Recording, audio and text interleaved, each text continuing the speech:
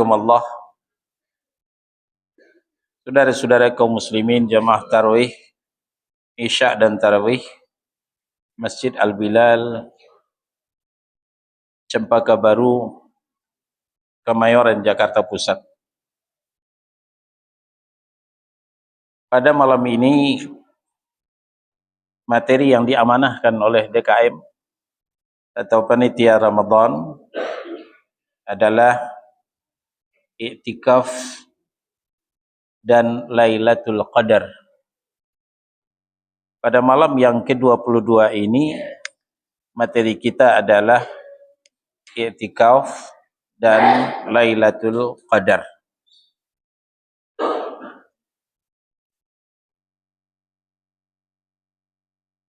Dua hal ini adalah yang dilakukan oleh Rasulullah sallallahu alaihi wasallam di 10 terakhir dari Ramadan. Di 10 terakhir bulan Ramadan. Merujuk kepada beberapa riwayat yang diterima dari Aisyah Ummul Mukminin radhiyallahu anha. Beliau mengatakan,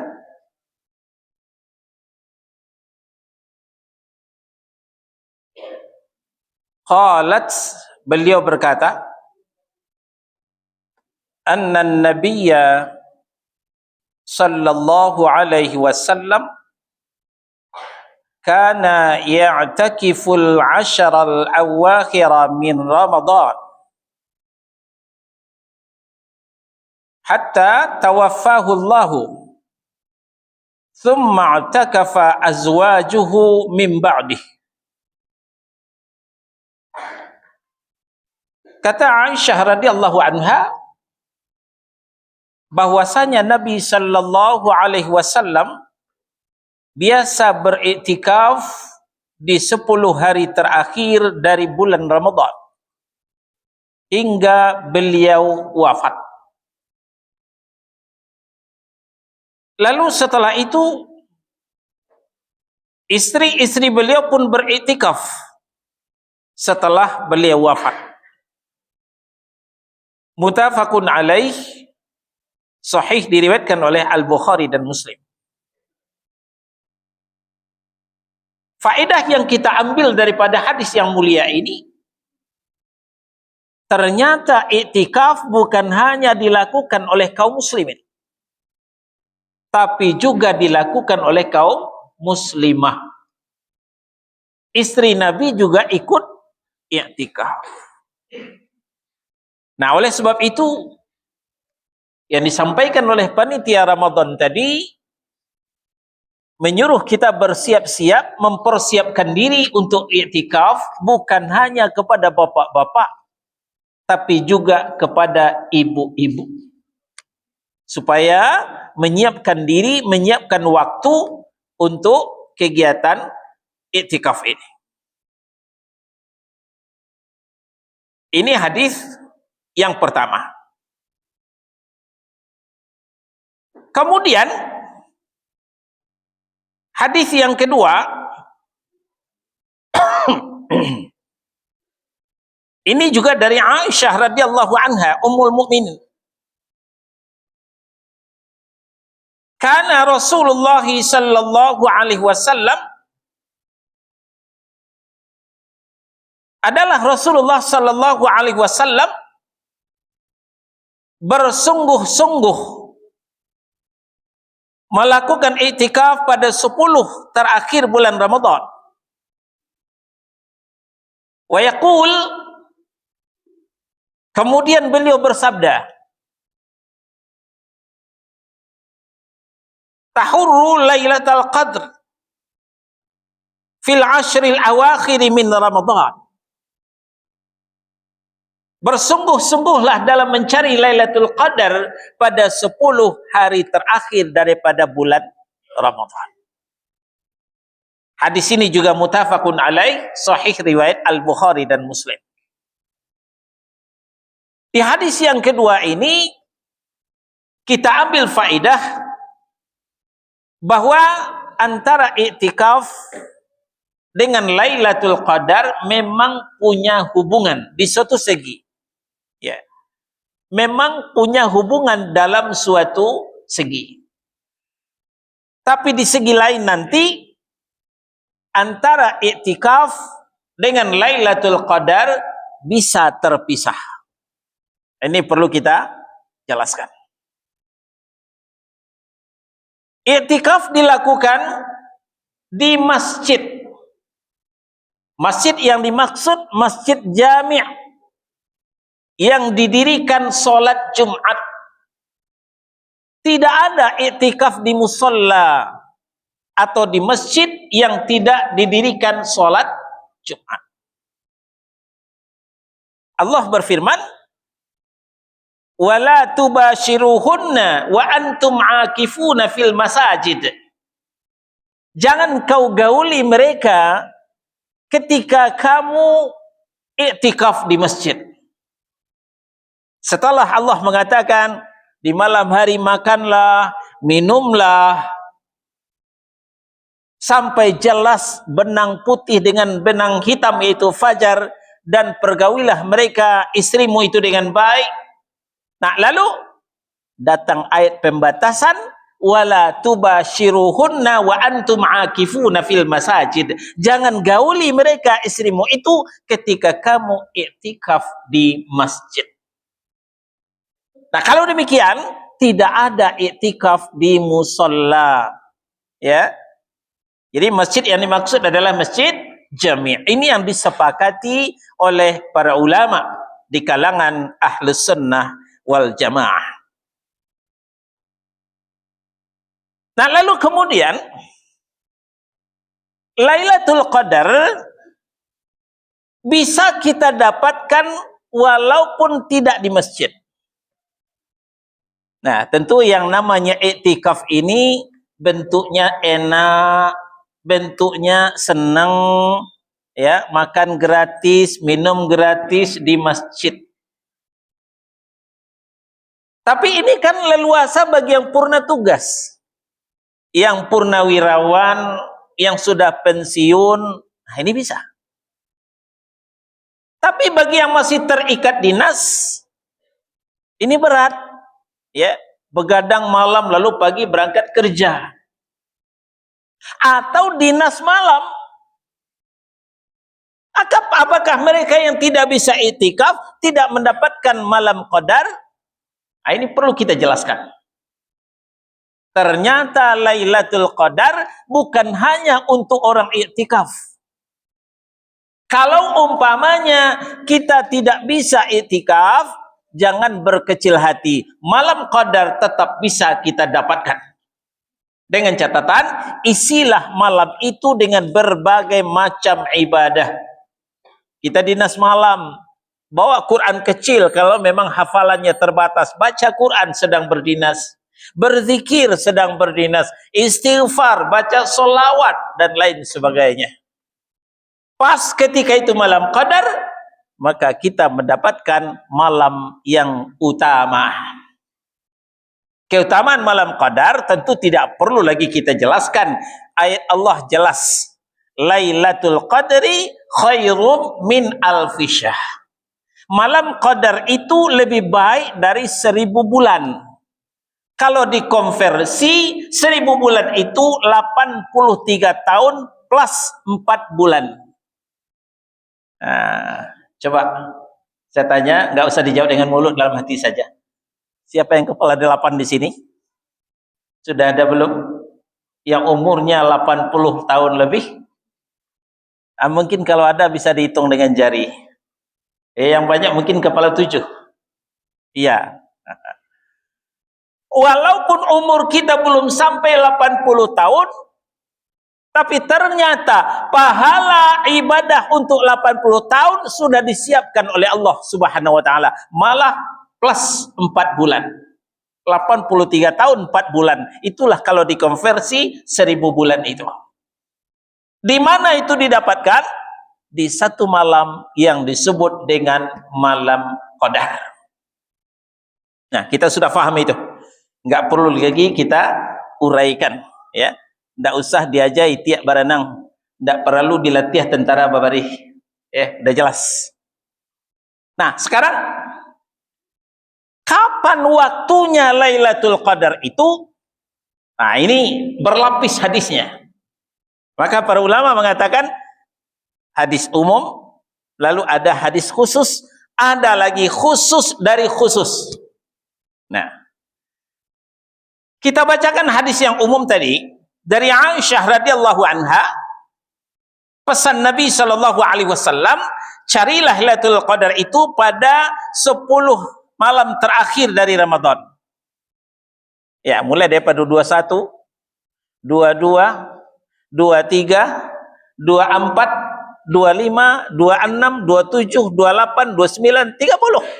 10 malam tersedia untuk mendapatkan Lailatul Qadar. Ini Nabi bicara umum. Ini dalil umum. 10 malam terakhir. Lalu kemudian dalil umum ini dikhususkan dengan dalil berikutnya.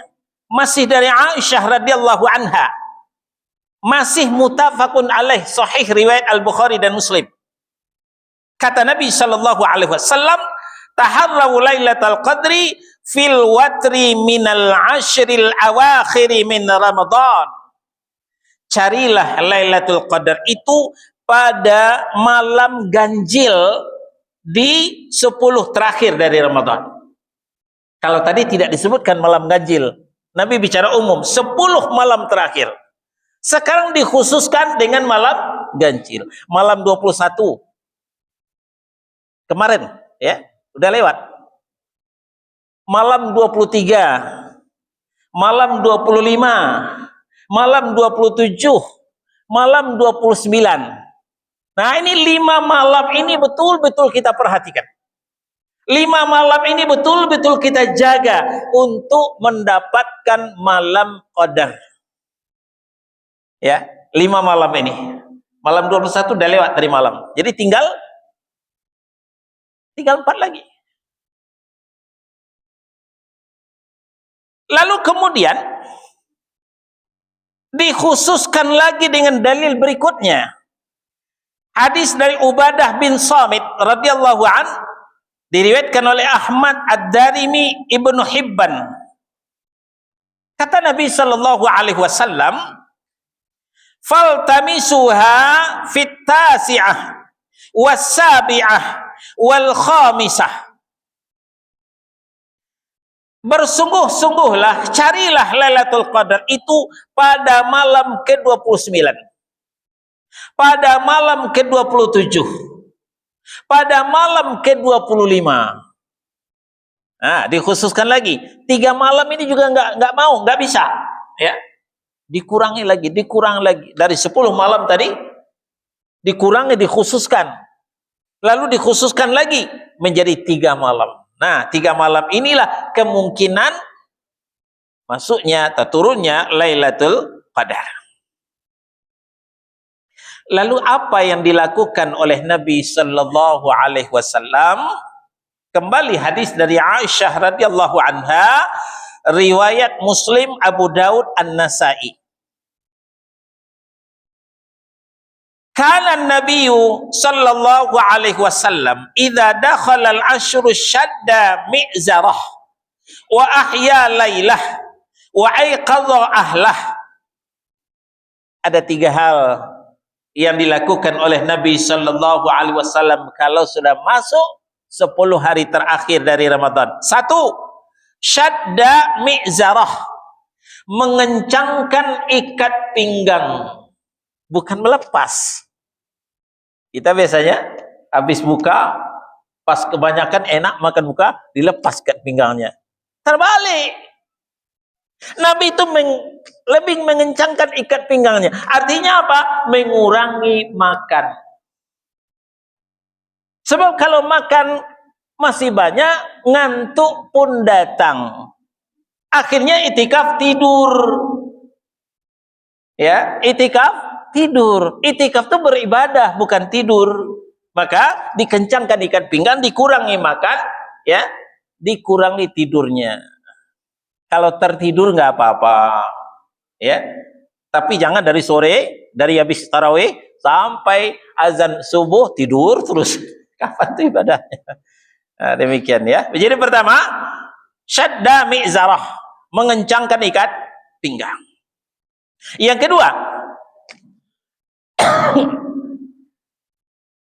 wa ahya lailah, menghidupkan malamnya. Dihidupkan dengan apa? Ya dengan ibadah. Dengan qiyam, ya, dengan tilawah, dengan zikir,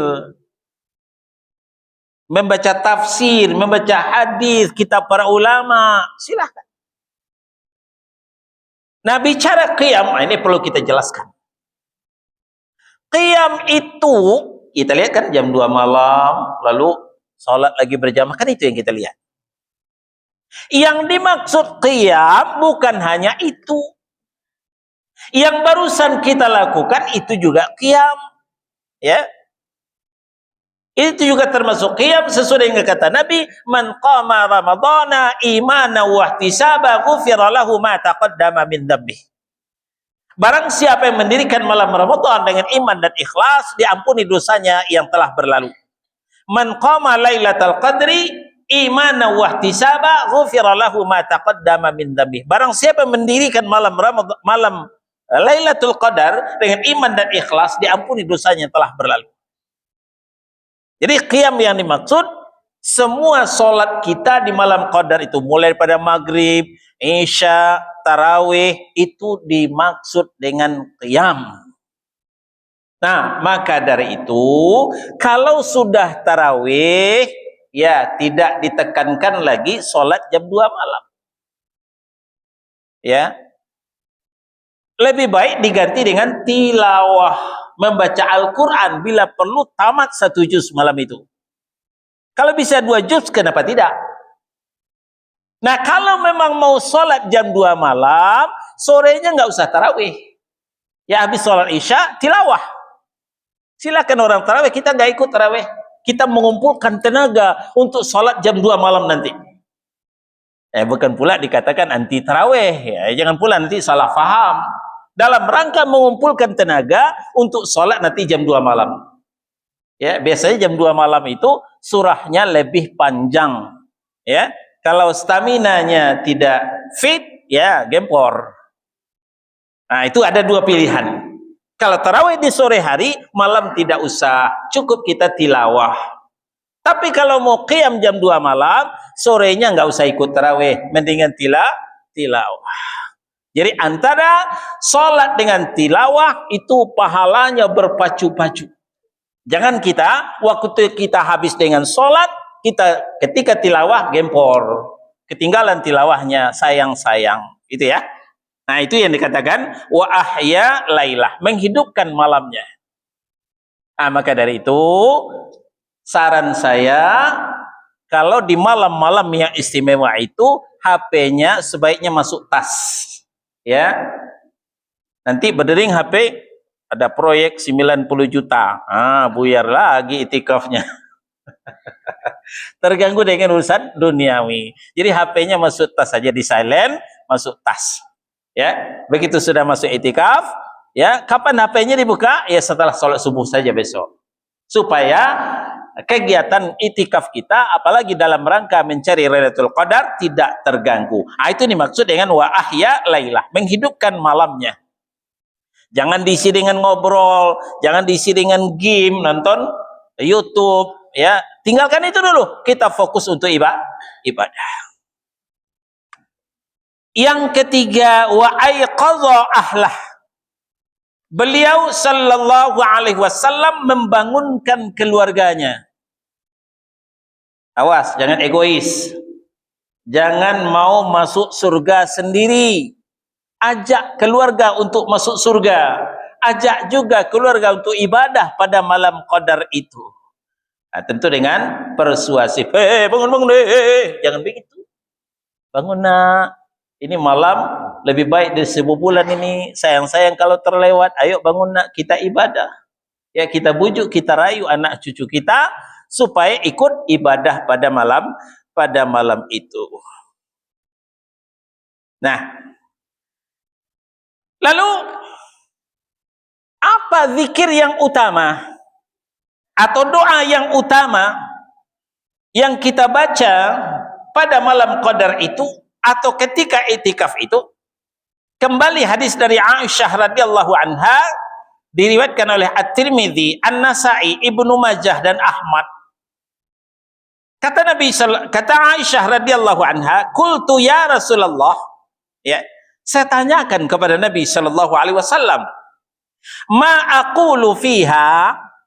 Apa yang kubaca nanti pada malam Qadar itu ya Rasul? Qal, jawab Nabi sallallahu alaihi wasallam, quli, ucapkanlah olehmu, Allahumma innaka afuwun. Dalam satu riwayat pakai karim, dalam riwayat yang lain tidak pakai karim. Nah, silahkan, mau pakai karim mau tidak pakai karim silahkan, ya. Allahumma innaka afuwun tuhibbul afwa fa'fu anni. Ya Allah, sesungguhnya engkau maha pemaaf dan mencintai maaf, maka dari itu maafkanlah aku. Nah, boleh juga pakai karim. Allahumma innaka afuwun karim. Ya Allah, sesungguhnya engkau maha pemaaf dan maha mulia, ya, dan mencintai maaf. Fa'fu anni, maka maafkanlah aku. Nah, demikian zikir atau doa yang lebih utama kita baca di samping zikir-zikir yang lain, di samping doa-doa yang lain. Terakhir, apa tandanya Lailatul Qadar itu? Ada cerita yang banyak kita dengar, malam itu kayu sujud, ya, air membeku. Lalu ada yang membuktikan, dia ambil baskom, dia isi air, ditaruh kaki dalam air itu, lalu dia tidur. Nanti kalau beku kaki saya berarti malam Qadar saya bangun. Ternyata nggak beku-beku. Ini cerita ini tidak ada landasannya, ya, bahwa kayu sujud, ya, lalu air membeku, itu tidak ditemukan. Cerita-cerita MLM, mulut lewat mulut. Yang diceritakan oleh Nabi sallallahu alaihi wasallam dari Abdullah bin Abbas radhiyallahu anhuma, qala an-nabiy sallallahu alaihi wasallam, Rasulullah sallallahu alaihi wasallam bersabda, Lailatul Qadri lailatun samihatun taliqatun. Malam Qadar itu adalah malam yang menyenangkan, malam yang tenang, tidak ada kegaduhan, ya, tidak ada kerusuhan pada malam itu. La harratun wala baridatun, tidak terlalu panas dan juga tidak terlalu dingin, cerah, tenang, nyaman. Nah, kalau nanti turun hujan lebat, itu nggak ada malam Qadar malam itu, ya, menurut hadis Nabi ini. Jadi malam itu adalah malam yang tenang, yang nyaman, tidak perlu terlalu panas dan tidak terlalu dingin, sedang-sedang saja. Tusbihu syamsu sabihataha dha'ifatan hamra. Sedangkan subuhnya, setelah subuh terbit matahari melemah. Biasanya habis sholat subuh, habis sholat duha, sholat syuruk, kita kan terbit matahari memancar biasa kan, mata kita nggak kuat menatap. Nah, waktu itu matahari terbit melemah cahayanya, dan hamra, kemerah-merahan. Nah, pertanda tadi malam adalah malam Qadar. Itu tanda-tanda yang disampaikan Nabi Shallallahu Alaihi Wasallam melalui Abdullah bin Abbas radhiyallahu anhu. Nah, maka kita ambil kesimpulan, ya, alhamdulillah kita masih diberi kesempatan Ramadan kali ini kita nggak tahu. Ramadan 2027 ya. Sekarang 2020 berapa? 25 ya. 2026 apakah kita masih ketemu dengan Ramadan ataukah tidak? Mungkin kita sudah dijemput oleh malaikat maut. Nah, maka dari itu gunakan kesempatan ini sebaik-baiknya. Anggap ini Ramadan terakhir bagi kita. Ya, rugi kalau kita lewatkan. Malam 21 sudah lewat kemarin. Nah, tinggal besok ya, malam 23, malam 25, malam 27, malam 29. Nah, kalau hadis yang terakhir pengkhususan tadi adalah 27, 25, 27 dan 29.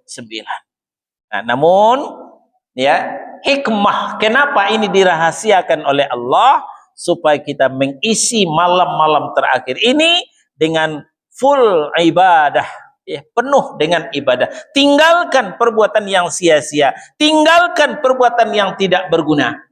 Ya, kita fokus dulu untuk perbuatan-perbuatan dalam rangka mencari bekal untuk akhirat. Demikian saja, fa'tabiru ya ulil absar la'allakum turhamun. Subhanakallahumma wa bihamdika asyhadu an la ilaha illa anta astaghfiruka wa atubu ilaik. Wassallallahu ala nabiyyina Muhammadin wa ala alihi wa sahbihi wasallam. Barakallahu li wa lakum. Wassalamu alaikum warahmatullahi wabarakatuh.